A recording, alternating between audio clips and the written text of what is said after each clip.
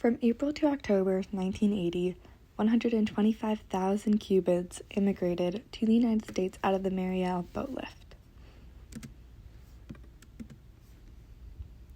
During this time, like the United States, Cuba was involved in the Cold War. With their close proximity to the United States, Cuba was an important ally of the Soviets. Fidel Castro was the Cuban leader at this time. Castro would often close the borders of Cuba, not allowing his citizens to leave. This changed thanks to 6 individuals who used a bus to knock down a fence to the Peruvian embassy in Havana on April 1st.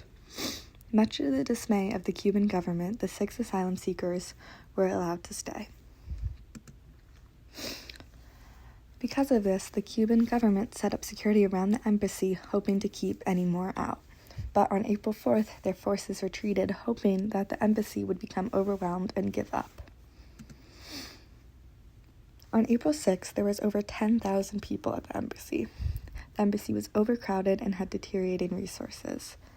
To combat this, Peruvian government connected to 4 countries to help house these refugees, including the United States. The soon-to-be Cuban immigrants received a lot of backlash from Cuba, calling them traitors. There was even protests in the streets. On April 20th, Castro opened up the Mariel harbor.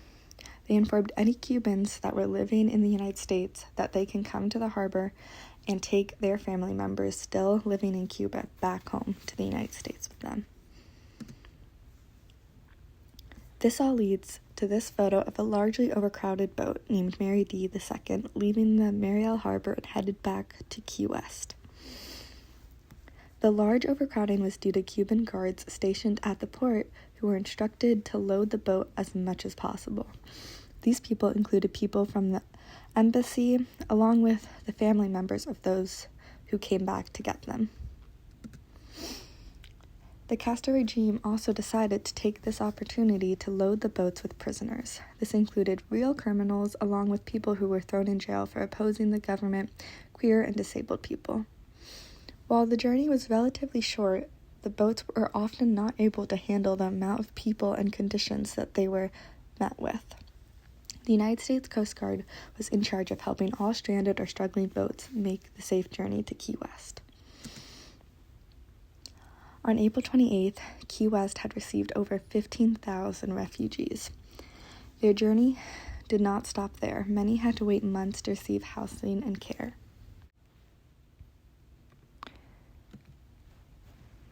Here is a short section of film by American History TV in October of 1980, getting first-hand accounts from Cuban immigrants.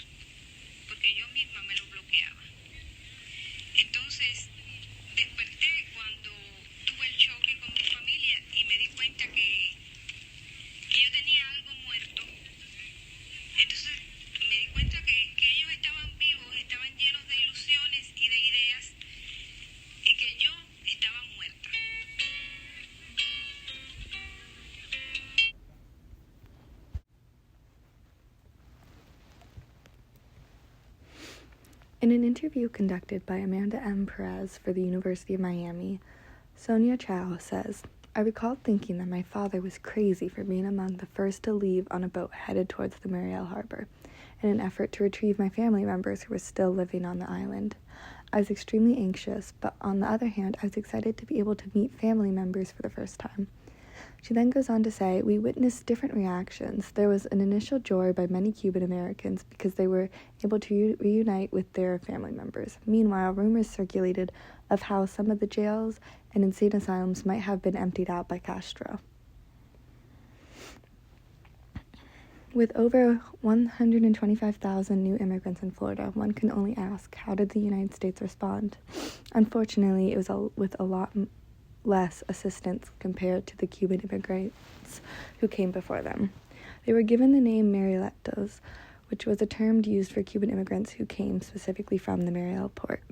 Since so many United States citizens heard that criminals were being sent over, there was a lot of negative feedback. However, out of those 125,000 immigrants, only 1,750 were jailed and another 587 were detained temporarily.